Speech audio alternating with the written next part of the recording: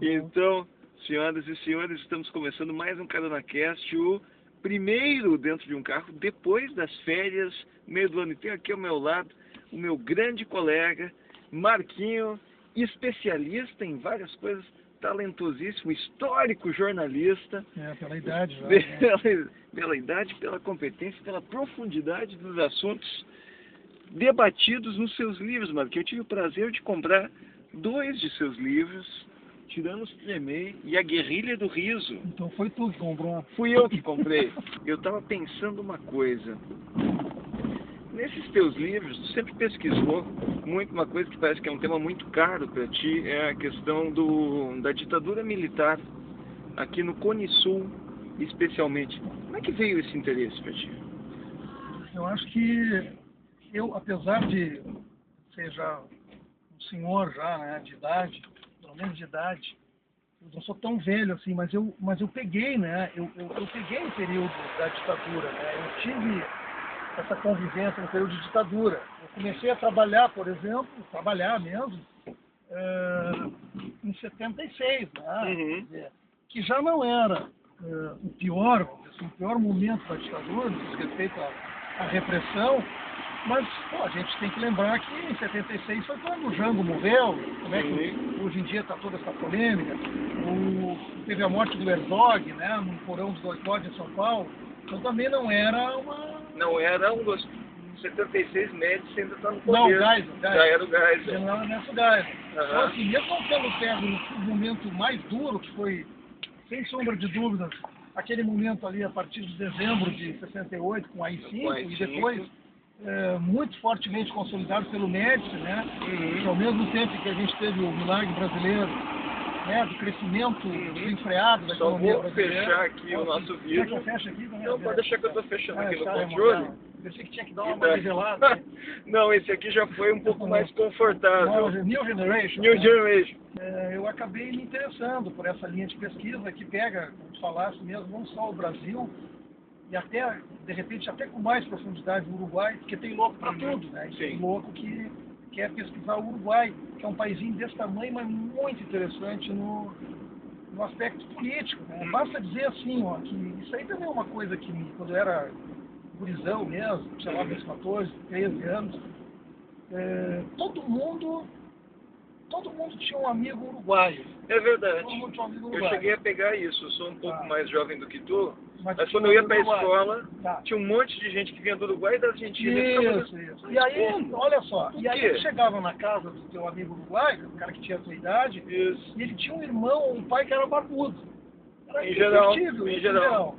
Né? Então a gente tinha naquela época, isso, aliás, isso foi não só até aquela época, depois que eu comecei a pesquisar muito sobre o Uruguai, eu perdi até um senso comum que existe para muita gente até hoje, é comum, né? Uhum. De que, assim, na época, assim, todo mundo que era contra a ditadura uruguaia, quer dizer, o Tupamaro. Geralmente o apelido do Tinha Uruguai o era Tupamaro, né? É como assim, qualquer pessoa que vinha de um país árabe ou qualquer coisa, era o turco. Virava o genérico turco. Que a gente sabe que, na verdade, turco não é árabe, né? Exatamente. Até ofendeu um árabe e chama ele de turco. É uma confusão histórica. Eu comecei a me inteirar de que havia essa diáspora, vamos dizer assim, de argentinos, uruguaios, em função das ditaduras lá, que foram muito mais brutais do que a nossa, né? Apesar de que eu acho que ele não deve qualificar o tirano. Cair deve... do 10º andar ou cair do 6º é ruim igual. Morre igual, morre igual. Mas vamos dizer que a nossa foi o 6º andar, a do Uruguai foi a do 10º e a da Argentina foi o 12º, né? E o Uruguai, especialmente, aí eu estava falando do negócio do Tupamaro, depois, né, de pesquisas, não sei o quê, vai chegar o cara para... Vou fazer de conta que estão brigando, vou te ensinar essa tática. É mesmo? Fala aqui, cara, não dá, mas não dá. Cara, eu já te falei, eu cara, já não dá, te disse. nós estamos atrasados, não tem como, cara. Mas como é que a gente não pode passar o sinal vermelho, Marquinhos? Não pode passar, eu vou pegar. Atrasado. Deu certo, o cara foi embora. Dica pra você no CaronaCast. Começa ali. Não, vai abrir. Não, mas eu falei, Roberto. Já botou o cinto, tu nunca bota o cinto, Marquinhos. Eu vou tomar uma multa. Isso aí funciona, mas eu vou dizer uma coisa, um dia vai ser um assalto, aí não vai funcionar. É verdade, felizmente, espectadores não foi ainda, só um táxi passando. Cara, mas funciona mesmo, 100%, cara. 100%. Tu começa a discutir com o cara que tá do teu lado. Eu com a minha mulher é sempre isso. Aí o casal que mais briga em Porto Alegre, porque aí... Especialmente na sinaleira. E às vezes já aconteceu, cara, do sujeito ficar assim olhando a briga, sabe? Uhum. Que a gente entende nosso E daí com o canto do olho você tem que ficar cuidando para continuar brigando até ele desistir. E tem que cuidar no retrovisor também, porque o cara pode ser esperto, né? Sim. Ele pode voltar e te dar o bote. Exatamente. Então, assim, agora que eu vou passar o paninho no vidro. Voltamos para o Uruguai. A gente entrou numa discussão sociológica. Exatamente, mas isso é a beleza do Carona Cast, porque acontecem as coisas mais imprevisíveis.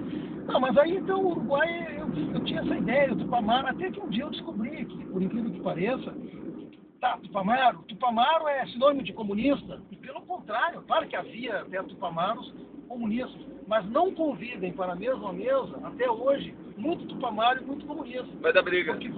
Porque as visões eram diferentes. O Partido Comunista Uruguaio, a rigor, a exemplo do que aconteceu no Brasil, também havia gente que foi para a luta armada, que era de formação comunista, mas o Partido Comunista de um modo geral, até porque era uma determinação na época da União Soviética, os partidos marxistas-leninistas, eles não pregavam a luta armada. Certo. Entendeu? Certo. Então, e os Tupamaros era porrada mesmo. Os caras iam mesmo e tal. Então, sabe o que é que assim, ó, o jornalista é o historiador do dia a dia. Sim. Então, o cara da história, eu sempre digo assim, o historiador é o cara que vê as horas num calendário. Boa. E o jornalista é o cara que vê as horas no ponteiro de segundos. Olhando na hora do fechamento que tem que botar no ar. Então, claro que a gente, então assim, quando tu começa a falar de uma coisa que aconteceu há 3 anos, cara, não, tá louco. Eu me lembro até que a primeira vez eu queria fazer um trabalho sobre a legalidade, mas era 61. Isso aí é muito novo. Porra. Vamos ver se as pessoas estão morrendo, né? Tem que ir lá. Tem que ver, né? Tem que ir lá pegar quem é que tá vivo ainda, né? Aquela coisa. Então tem todas essas peculiaridades. Mas enfim, aí eu tô aí nesse... Gosto muito de mesclar essa parte de jornalismo com história. Acho que o jornalismo não é primo irmão da história. Acho que o jornalismo é irmão da história. É verdade. Não. Pois então, o Uruguai ele tem uma coisa tão peculiar que ao mesmo tempo ele parece tão próximo e tão diferente de nós, né? Ele fisicamente é próximo. E foi a nossa Suíça da América Latina, né? É verdade. Aliás, tem uma passagem, já tá meio que chegando aqui a carona, mas... Onde é que tu vai? A gente tá aqui... Pra cá, assim, mas qualquer lugar... Não, mas a gente vai dobrar, daí a gente continua, pra eu ter como fazer o fechamento com o carro parado. Então, assim, só pra dizer, o que a gente está falando do Uruguai mesmo? Falar assim, não, tão Uruguai, perto, tão tão longe. Suíça. Isso, a Suíça, assim, eu tenho uma passagem muito interessante. Tinha até um slogan que eles usavam nos tempos de ouro do Uruguai, que era como o Uruguai no ai, né? E aí houve um presidente no Uruguai chamado Baja e Ordóñez, que foi um cara do início do século XX, que é um sujeito que tinha uma visão do século XXII, questões sociais, voto para mulher, uma série de outras coisas. Não poder exceder o número de horas de trabalho, não poder dar trabalho para menor, enfim, uma série de coisas. E esse cara, depois, ele teve um sobrinho neto dele, Luiz Baja, que também foi presidente do Uruguai na década de 50, e esse cara, numa viagem que esse cara fez à Europa, ele esteve na Suíça, né? E aí ele tem uma frase que eu acho muito legal, que ele disse assim, muitos dizem que o Uruguai ele na Suíça, né?